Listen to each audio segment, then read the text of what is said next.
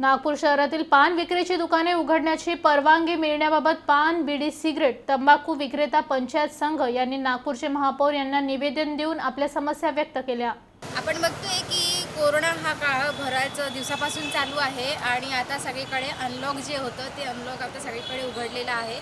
तरी पण जे आपण छोटे छोटे पानठेले जे असतात किंवा मग ते जे पान विक्रेता असतात त्यांना अजूनपर्यंत बंदी घातलेली आहे। त्याच्याकरता इथे काही लोक निवेदन देण्याकरता आहेत, तर आपण त्यांना विचारूयात काय समस्या आहेत। सर मला सांगा, तुम्ही निवेदन द्यायला आले तर काय सांगा? ऐसा है कि पान ठेला पर काम करने वाले और पान ठेला के जितने मालिक थे ये श्रमजीवी हैं, दिन भर मेहनत करते हैं, रात को रोटी खाते हैं और इसे बंद कर दिया गया। आज आप बताइए 6 महीने से उनकी पूंजी भी वो खा चुके। इतना ही नहीं, कर्जा भी जो उनका था वो भी बढ़ गया।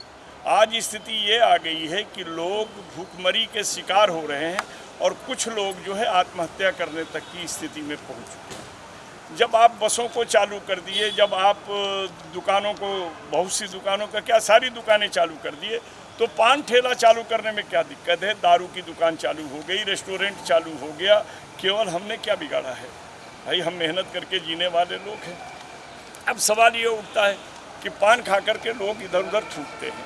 भाई लोगों में सेंस पैदा होना चाहिए। फिर भी हमने ये तय किया है कि पान ठेले के पास रेत रख कर एक डब्बा रख देंगे जिसमें वो थूके।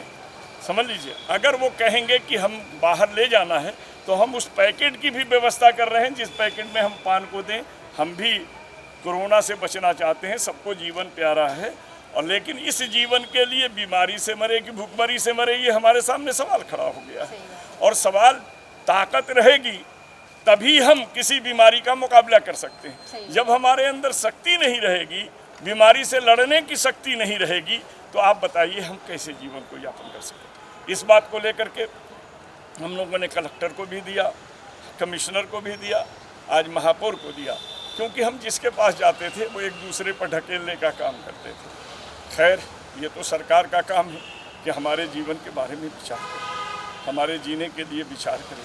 हम जीते हैं, कमाते हैं तो टैक्स देते हैं, और जब कमा नहीं रहे हैं तो गवर्नमेंट कौन सी मदद कर रही है? सरकार स्वास्थ्य से लेकर के जीवन की चीज़ें, हमें जीने का अधिकार है, यह संवैधानिक अधिकार है। लेकिन सरकार को भी एक अधिकार है कि हमारी चलती हुई दुकान को भी बंद कर देती है। हमने उनका सहयोग किया, इसलिए किया कि सबके सेवा के लिए था, सबकी सुरक्षा के लिए था, सबके स्वास्थ्य के लिए था, इसलिए इन चीज़ों को माने।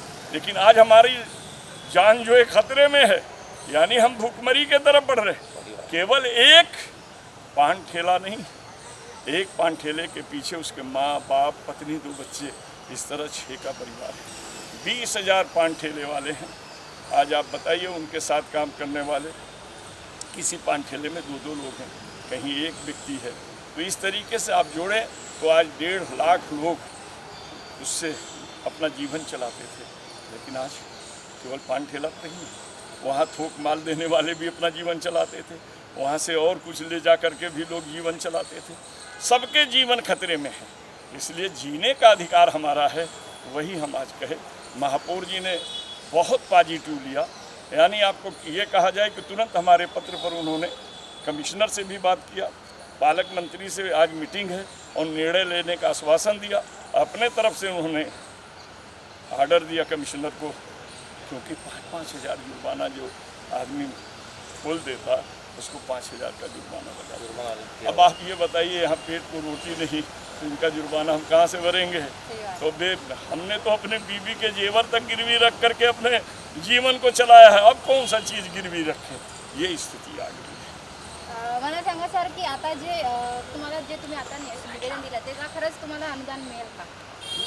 आम्ही अनुदानाबद्दल नाही दिलं। तुम्ही आमची मागणी एकच होती का पान दुकानदार जे आर्थिक संकटात आहे, 7 महिने झाले, 7 महिन्यापासून म्हणजे पूर्णपणे दुकानं बंद आहे, आणि त्याच्यानंतर नागपूर महानगरपालिकेतर्फे त्यांचे जे फोर्स आहे ते सर्व चालान करतात।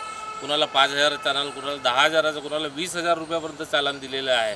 म्हणजे एकीकडे दुकान जर सुरू करण्याचे आम्ही प्रयत्न केला, 1-2 ग्राहकांना जर माल दिला तर येऊन तिथं बिलकुल ते चालानची कारवाई करतात। एकतर घरी म्हणजे ही आर्थिक स्थिती इथं आलेलीच आहे, त्याच्यामध्ये काही लोक जे किरायानं राहतात त्यांच्या किराया थकीत झालेला आहे, तो घरमालक तगादा लावतो, वेळ आल्यावर ते म्हणजे आत्महत्या करण्याची भाषा बोलत आहे. करिता ही सर्व माहिती ही सर्व आम्ही माननीय महापौरांना सांगितली. महापौरांनी आम्हाला आश्वस्त केलं तर आम्ही हा येणारे 3-4 दिवसामध्ये याचा पूर्णपणे आम्ही विचार करून पान दुकान सुरू करण्याची आम्ही परवानगी तुम्हाला निश्चित देऊ असं त्यांनी पूर्णपणे आश्वासन दिलं. तर मला सांगा की आता जे पानठेल्याचं अतिक्रमण पण चालू आहे ते पानठेले हटवल्या जातात त्याच्याबद्दल तुम्ही काय नाही नाही, पानठेले हटवले अतिक्रमण हा वेगळा विषय आहे. तो वेगळा विषय आहे. देख असा आहे की आमचे जे दुकान बंद आहे, दुकानमध्ये चूहा ये वो, आणि अगर ये मर गए हैं तो उनकी बदबू से भी परेशानी है. अगर हम उसको साफ करने के लिए खोल रहे हैं तो भी हमारी दुकान चलाती जा रही है. अब आप ये बताइए कि हम सफाई भी ना करें, 6-6 महीने से बड़े हैं, जाले हैं, मकड़ी हैं, ये जो सामान उसके अंदर पड़े हैं वो भी खराब हो जाएंगे. तो ये अगर हमने उसकी सफाई के लिए भी खोला, ये आज कारपोरेशन के जो कर्मचारी हैं गिद्ध की तरह ताक रहे हैं कि कहाँ भी कुछ दिखे कि हम चालान करें. इस तरह हमारी 6 दुकानें चालान हुई हैं. हमने अभी जुर्माना वो भरे कि नहीं भरे, हम उनसे संपर्क में हैं, जैसा होगा करेंगे.